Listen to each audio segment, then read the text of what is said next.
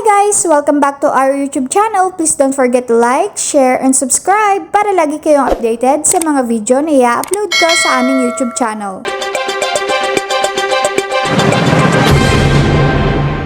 Sa ika-4 na regular meeting ngayong araw ng Committee on Senior Citizen, aprobado na ang substitute bill na tumutukoy sa Universal Social Pension ng mga senior citizen. Sa pangunguna ni Committee Chairperson Milagros Aquino Magsaysay, malugod na sumang-ayon ng mga mambabatas na aprobahan ang substitute bill para sa mga sumusunod na House bills.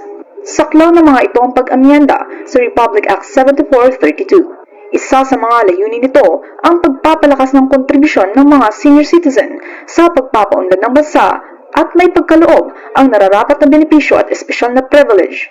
Itinagalak rin ito ni Marikina 2nd District Representative Attorney Miro Kimbo dahil saklaw nito ang kanyang House Bill 1421. Dagdag pa niya, ito ay universal benefit para bigyan ng karangalan ng ating mga senior citizens na nagbigay rin ng kontribusyon sa ating lipunan. This is the answer for it, the universal social pension, na lahat ng mga senior citizen, edad 60 pataas, mayaman man, mahirap man, o may pension man o wala, ay tatanggap ng buwan ng pension. Ito po yung universal social pension at pumasa na po dito sa committee at nasa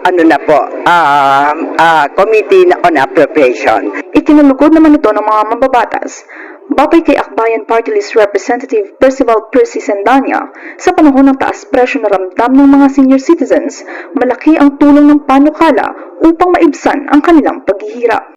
Lahat na po tayo, wala na pong pili-pili, wala na pong lista-lista, lahat na po ng mga nakatatanda ay makikinabang na po sa batas na ito, Universal Social Pension. Kasabay ng usapin tungkol sa substitute bill, tinalakay rin sa pagdinigang investigation ng alleged scam and fraudulent scheme na nakatuon upang maprotektahan ang mga senior citizen. Thanks for watching! Please don't forget to like, share, and subscribe!